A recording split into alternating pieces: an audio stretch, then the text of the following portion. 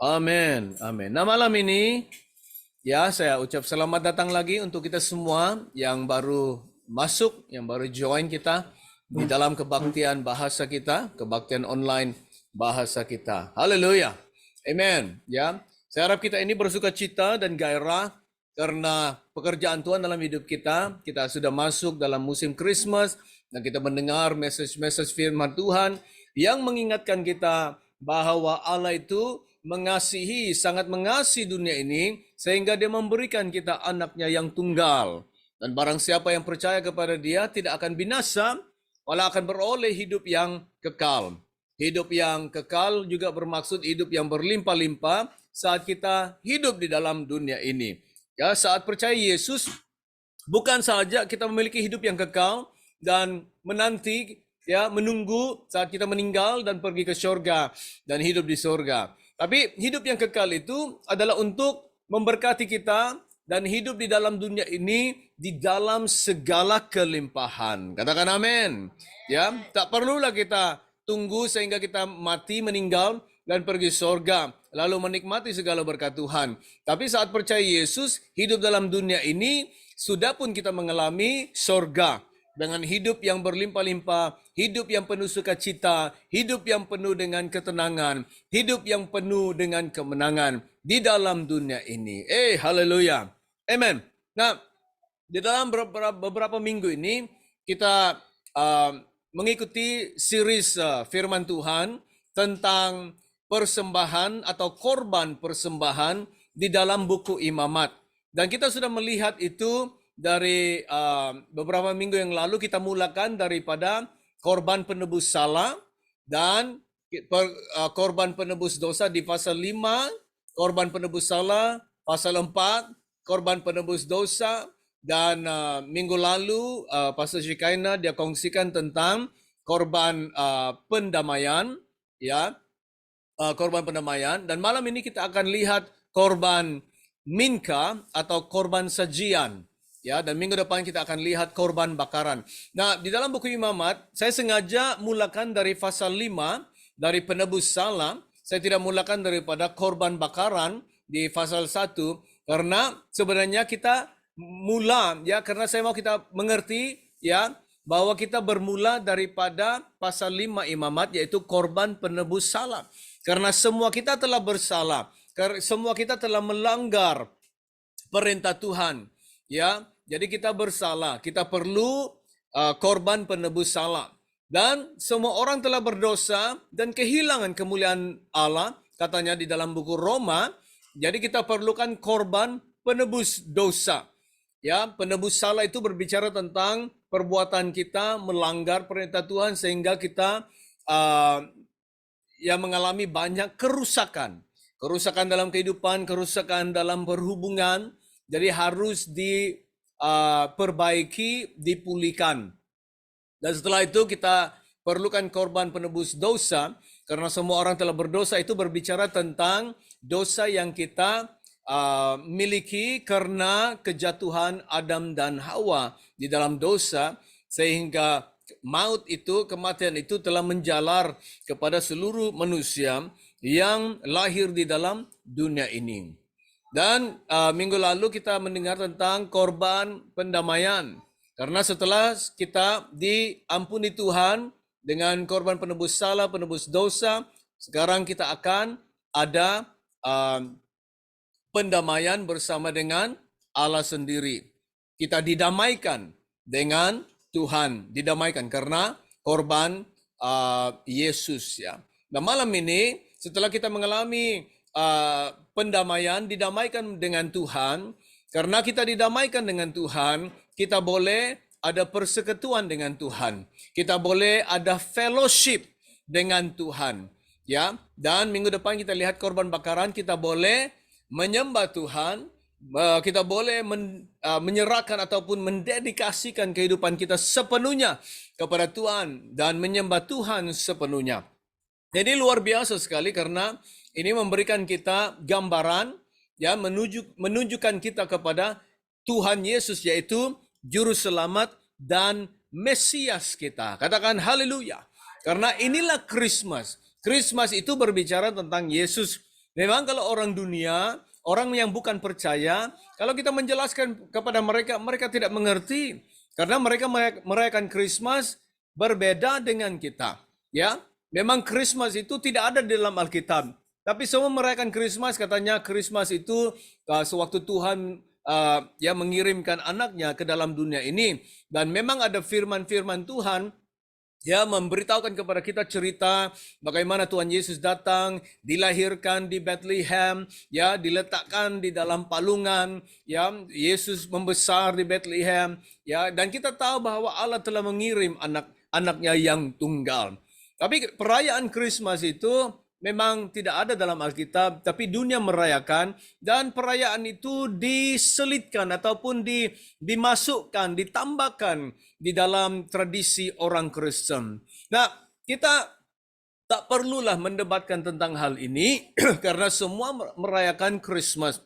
Seluruh dunia merayakan Christmas. Jadi kita juga merayakannya sambil kita mengambil kesempatan untuk mengongsikan keselamatan, mengongsikan belas kasih Tuhan, kebaikan Tuhan, bahwa Dia telah mengirim anaknya ke dalam dunia ini supaya kita yang percaya kepada Dia akan beroleh keselamatan. Amin. Jadi saya sudah mendorong kita di dalam khotbah-khotbah yang sebelumnya tentang korban-korban persembahan ini, bahwa musim Christmas ini janganlah kita kehilangan kesempatan. Janganlah kita miss itu kesempatan atau opportunity untuk mengalami Yesus dalam kehidupan kita secara reality, ya, secara nyata atau realitas Yesus dalam hidup kita. Jangan biarkan perayaan Christmas ini sehingga masuk tahun baru hanya terlepas begitu saja, tetapi kita tidak mengalami suatu transformasi dan perubahan. Biarlah kita mengalami perubahan dalam kehidupan kita untuk masuk dalam tahun yang baru. Yesus dilahirkan di dalam hati kita. Yesus menjadi nyata di dalam kehidupan kita. Yesus itu menjadi luar biasa sehingga membawa suatu perubahan yang besar dalam kehidupan kita. Kita akan mengalami pengampunan. Kita akan mengalami pertobatan yang benar. Kita mengalami suatu perubahan yang benar dan suatu progres dalam kehidupan kita yang begitu nyata dan luar biasa. Katakan amin. Jadi setiap perayaan Christmas kita mengalami Tuhan dalam hidup kita. Jangan kita menjadi orang-orang Israel. Sewaktu Tuhan Yesus telah datang ke dalam dunia ini, semuanya mereka sibuk dengan urusan mereka sendiri. Karena pada waktu itu ada banci, ada sensus. Jadi semua orang harus balik kampung. Ya, macamlah juga Christmas hari ini kan. Kalau sekarang pun sudah musim cuti sekolah, ya, banyak orang sudah balik kampung. Di sini kita lihat sudah ada banyak mobil datang atau kereta-kereta datang. Sudah banyak di jalan-jalanan karena sudah musim cuti atau musim libur, ya. Musim libur. Jadi banyak orang yang balik kampung karena mau berjumpa dengan keluarga, mau pergi holiday, ya, mau pergi pertemuan dengan keluarga, ada party dan semuanya. Tapi jangan kita terlalu sibuk begitu sehingga kita lupa bahwa Yesus itu perlu lahir dalam hati kita.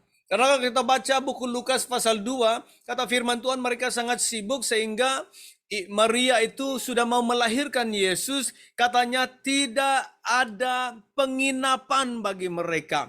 Tidak ada ruang lagi untuk Yesus dilahirkan karena semuanya tempatnya sudah penginapan sudah penuh. Jadi Yesus dilahirkan di dalam kandang lembu, kandang binatang dan diletakkan di dalam palungan. Ya, sungguh menyedihkan. Yohanes 1 berkata, dia telah datang kepada miliknya, tetapi miliknya tidak menerima dia. Saudara-saudara, jangan kita sampai begini musim Christmas ini. Berikan ruang untuk Tuhan Yesus dilahirkan di dalam hati Anda. Katakan amin. Renungkan pada musim Christmas ini, berdoa, luangkan waktu dalam hadirat Tuhan, dan beritahu Tuhan, Tuhan, saya mau Yesus dilahirkan di dalam hatiku. di musim Christmas ini. Haleluya.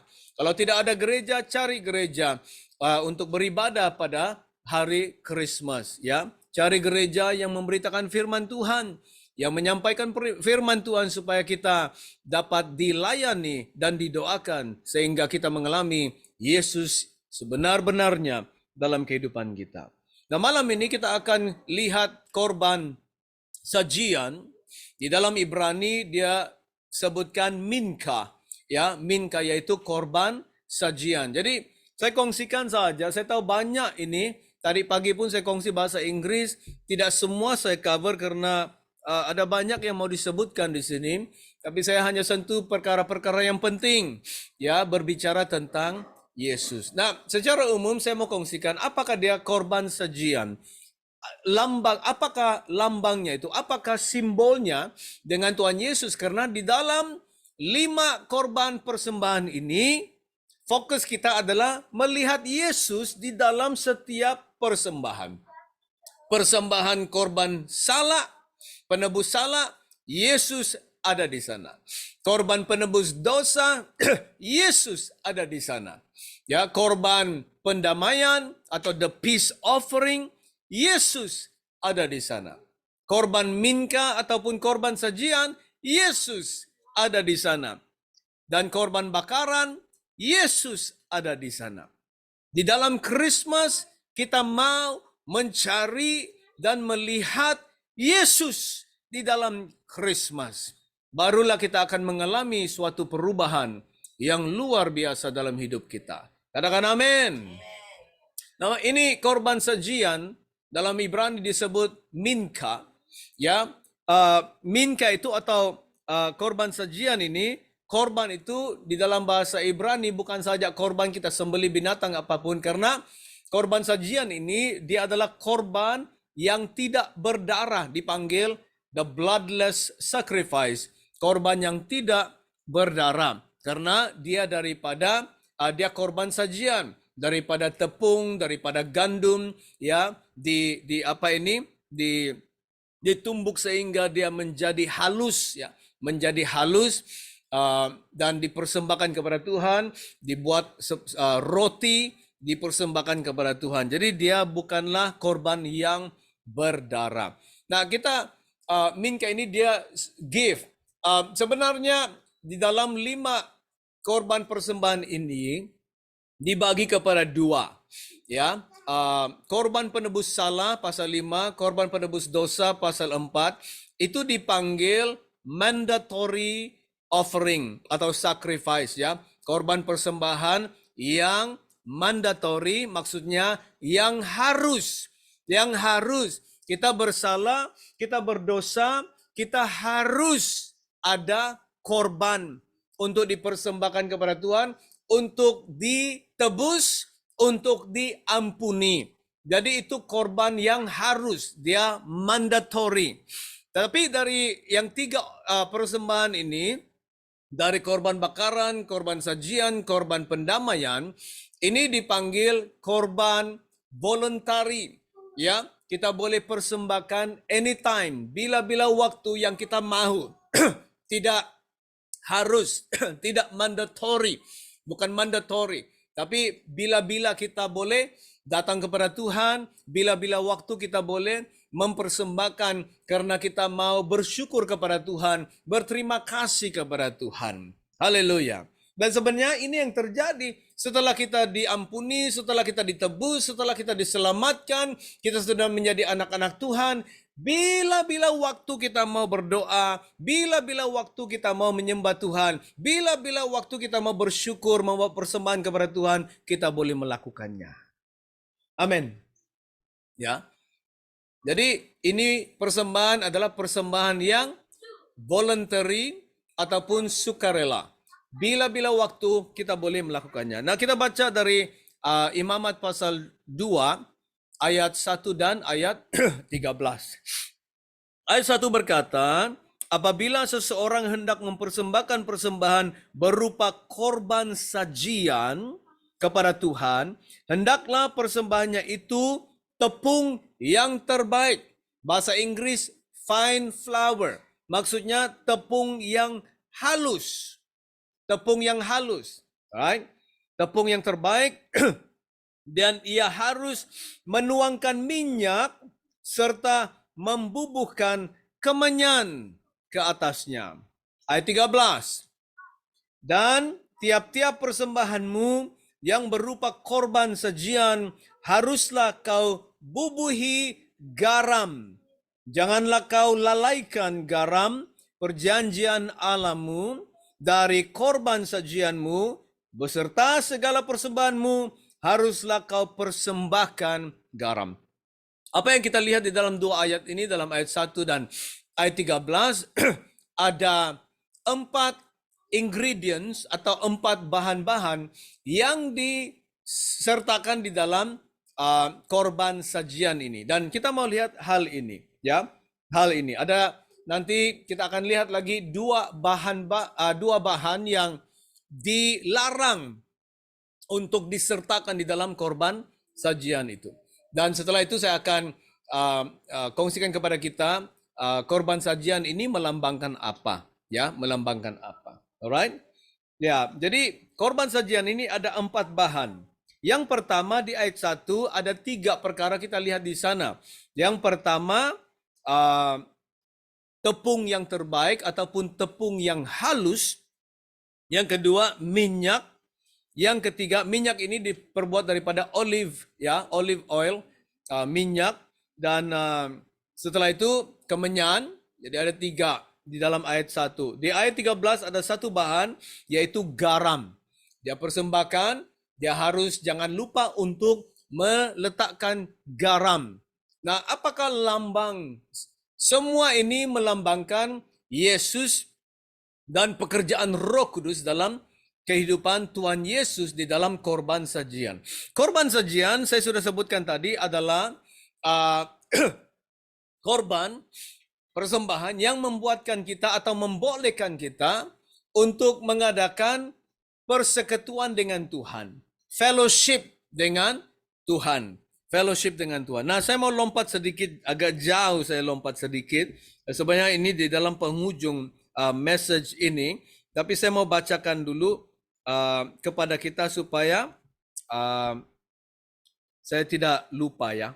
Saya tidak lupa. Nanti saya sudah cakap banyak, lalu saya lupa, ya.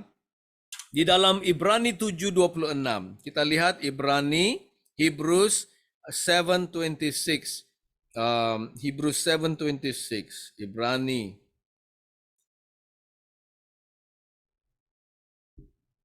26.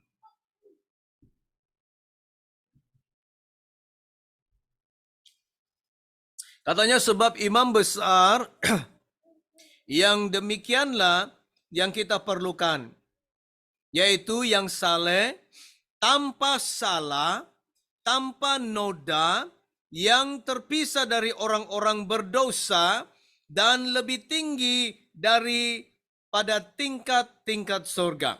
Right. Saya baca sekali lagi. Sebab ini berbicara tentang Tuhan Yesus, imam besar kita. Katanya Tuhan Yesus, imam besar kita. Katanya sebab imam besar yang demikianlah, yaitu Yesus. Demikianlah yang kita perlukan, yaitu saleh, tanpa salah, tanpa noda, yang terpisah dari orang-orang berdosa, dan lebih tinggi daripada tingkat surga. Kita baca bahasa Inggris. For such an high priest, which is Jesus, became us. For such an high priest became us, who is holy, harmless, undefiled, separate from sinners, and made higher than the heavens.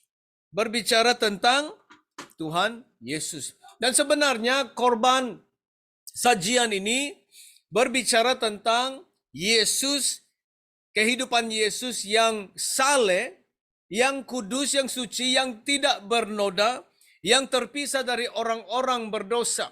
Kehidupan Yesus.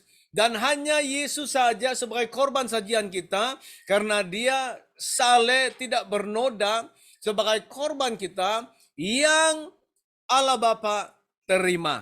Jadi Yesus dia mendahului kita. Yesus menjadi pengantara bagi kita. Karena manusia itu tidak boleh datang kepada Tuhan. Manusia tidak boleh datang kepada Tuhan dan menghadap Tuhan tanpa pengantara, yaitu Tuhan Yesus sendiri. Katakan amin. Manusia, kamu dan saya, Anda dan saya, saudara-saudara, tidak ada perkara yang baik. Walaupun ada baiknya kita, bagusnya kita, kalau kita pikir kita ini orang yang kudus, yang saleh, tapi tidak cukup untuk membolehkan kita berdiri, datang kepada Tuhan, menghadap Tuhan. Tidak boleh. Karena Tuhan tidak terima human effort, usaha manusia. Tuhan tidak terima. Tuhan hanya terima kalau kita ada pengantara yang kudus, yang saleh, yang tidak bernoda, yaitu Tuhan Yesus sendiri, yaitu anak domba Allah yang menghapus dosa dunia. Yaitu Immanuel, Yesus Kristus yang menyelamatkan umat Tuhan dari dosa mereka. Inilah korban sajian. Ibrani 7:26, Yesus menggenapinya. Saudara-saudara, dan kita tidak boleh datang kepada Tuhan begitu saja, berpikir kita ini sudah baik, sudah cukup rohani, ya. Tidak ada kebaikan dalam hidup kita, perbuatan yang baik yang boleh menyelamatkan kita, yang boleh melayakkan kita di hadapan Tuhan, tidak ada. Kita tidak boleh berkata, Tuhan, saya setiap hari Minggu di gereja Tuhan ya. Saya datang kepada Tuhan. Tuhan, saya jemaat yang sangat-sangat mendukung gereja. Setiap tahun Tuhan, ingat ya, berapa ribu saya bagi kepada pastor, saya bagi kepada gereja. Tuhan, saya mengorbankan harta, ya, uang saya. Tidak, saudara. Tidak, saudara. Itu adalah buah daripada keselamatan yang kita terima. Karena kita mengalami keselamatan dari Tuhan, kebaikan Tuhan, kemurahan Tuhan, respon kita kepada Tuhan adalah normal dan semula jadi. Kita bersyukur kepada Tuhan dengan memberi kepada Tuhan. Kadang-kadang kita memberi dengan begitu murah hati, begitu generous. Karena itu buah keselamatan, bukan perbuatan yang menyelamatkan, yang melayakkan kita kepada Tuhan. Hanya Yesus yang berada dalam hidup kita yang melayakkan kita. Katakan amin. Oh, haleluya. Banyak yang mau dikongsikan ini. Jadi, bahan-bahan ini, ada 4 bahan-bahan di sini yang kita lihat di ayat 1 dan di ayat 13. Yang pertama adalah tepung yang terbaik ataupun fine flour ataupun tepung yang halus. Tepung ini mereka peroleh ya dari gandum. Mereka sebenarnya menumbuk gandum ini menjadi tepung, dan menurut mereka tepung yang dipersembahkan kepada Tuhan ini adalah tepung yang terbaik. Dan bagaimana dia menjadi tepung yang terbaik? Mereka akan tumbuk ini dan mereka akan sieve, apa bahasa Malaysia sieve, dia menyaringkan, dia tapis. Ada lagi satu perkataan itu, dia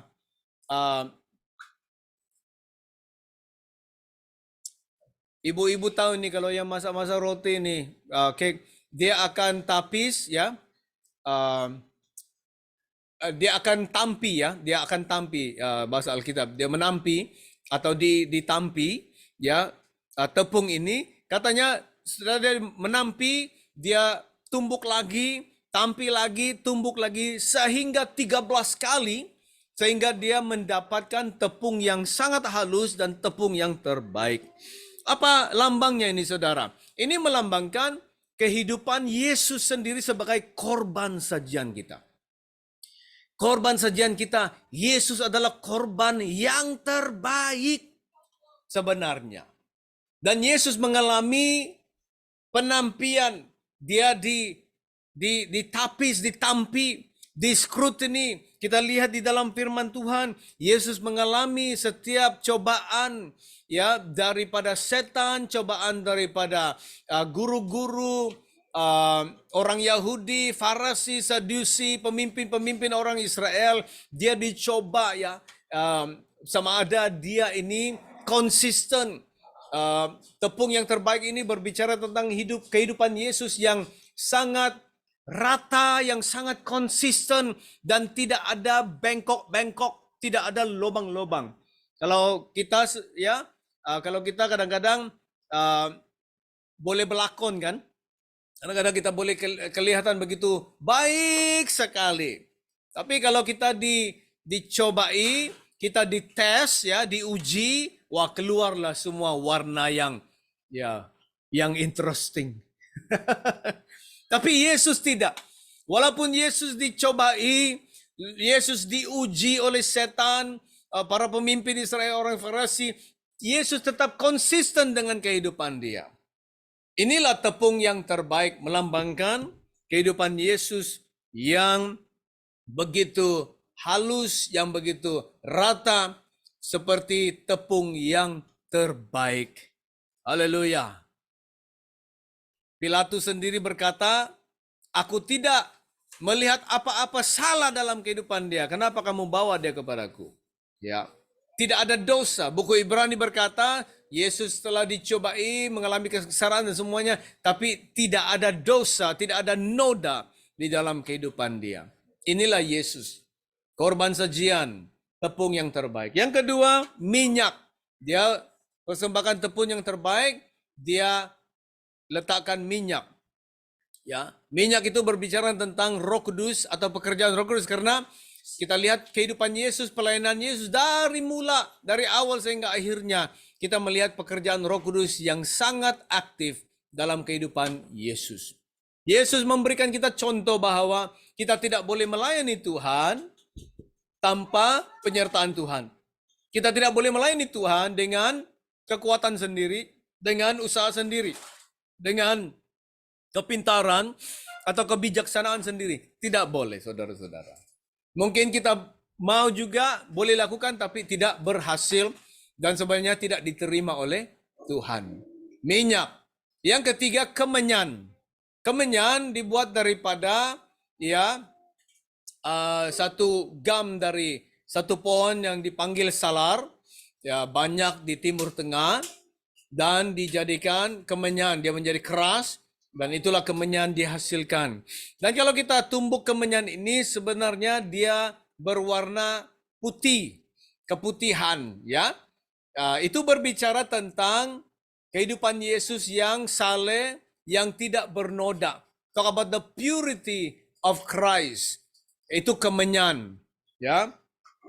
Dan di ayat 13, garam.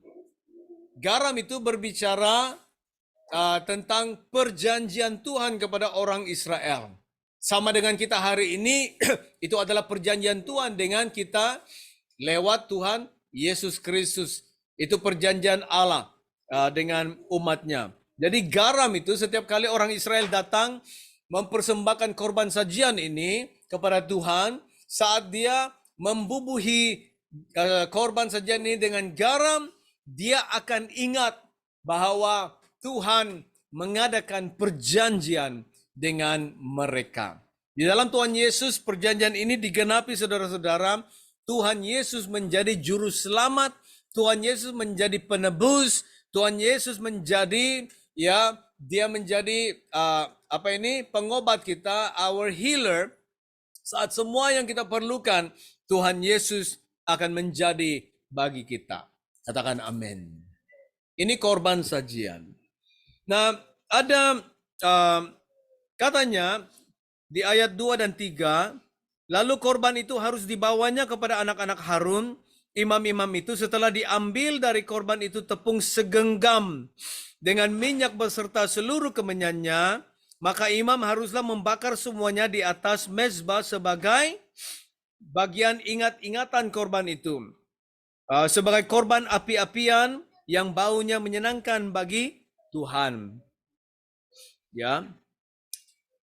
Korban sajian selebihnya ayat 3 adalah teruntuk bagi Harun dan anak-anaknya, yakni bagian maha kudus dari segala korban api-apian Tuhan. Nah, kalau dia persembahkan ini, ya dia ambil segenggam dan persembahkan di dalam altar, lalu yang selebihnya diberikan kepada Harun dan anak-anaknya dan mereka makan bersama-sama di hadirat Tuhan. Ini berbicara tentang fellowship di dalam korban sajian ini, karena di offering-offering yang lain tidak boleh dia ambil bagian. Semuanya milik Tuhan.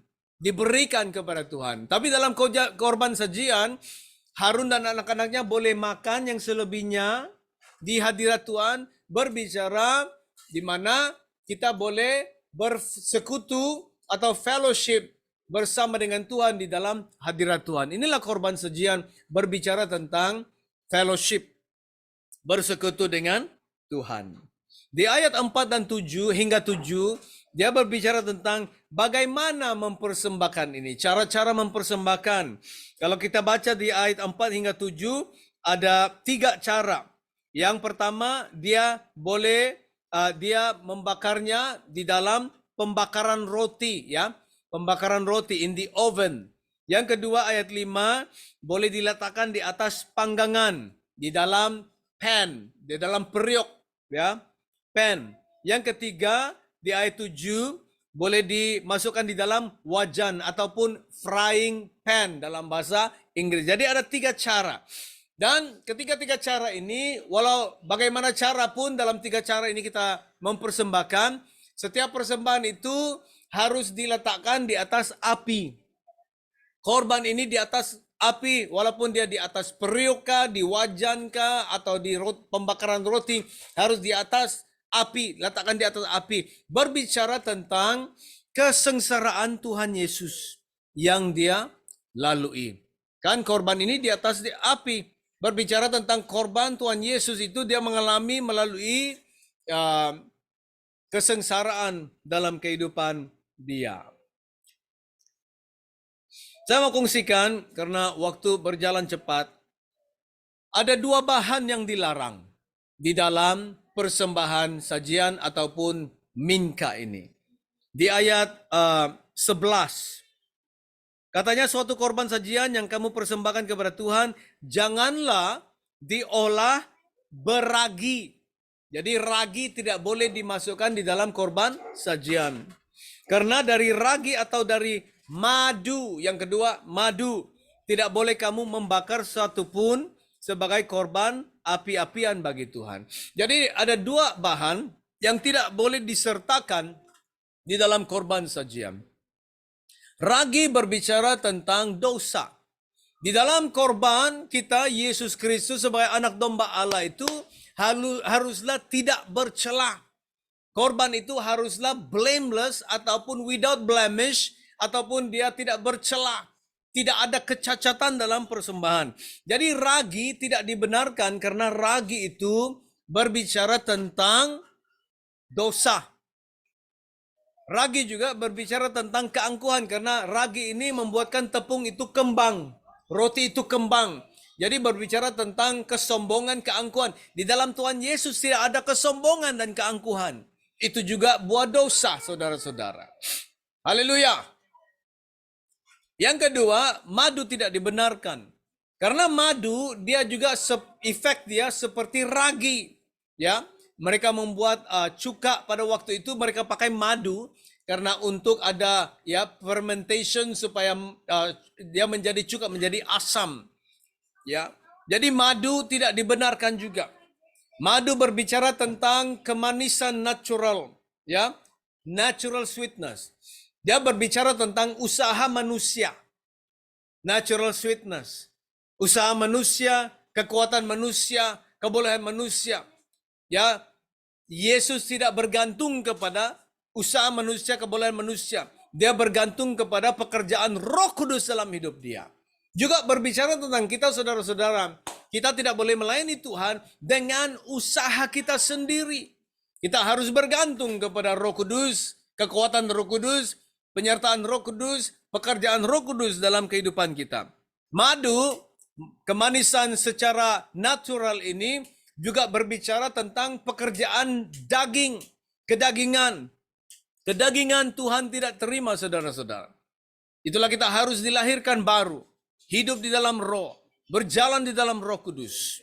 Dia berbicara tentang kehidupan Tuhan Yesus.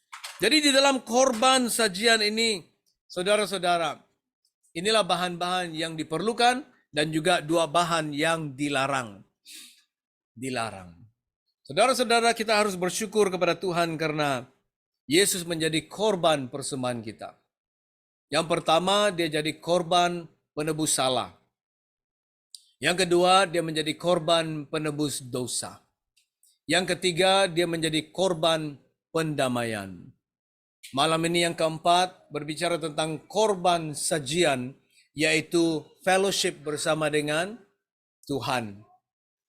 Dan minggu depan korban bakaran berbicara tentang Yesus sebagai korban dipersembahkan kepada Tuhan untuk kita membolehkan kita untuk menyembah Tuhan sepenuhnya dan mendedikasikan hidup kita kepada Tuhan sepenuhnya seperti korban bakaran yang dibakar semuanya sampai hangus dan wangian itu naik kepada Tuhan. Musim Krismas ini saudara-saudara, marilah kita renungkan dan kita ingat pekerjaan Tuhan Yesus. Kasih Allah Bapa yang mengutus Yesus dalam hidup kita untuk menjadi korban bagi kita. Sehingga kita mengalami hidup yang kekal, hidup yang baru. Saudara-saudara, biarlah kita menjadi orang yang baru di tahun depan karena kita mengalami Yesus dalam hidup kita. Biarlah Yesus mengubahkan kehidupan kita.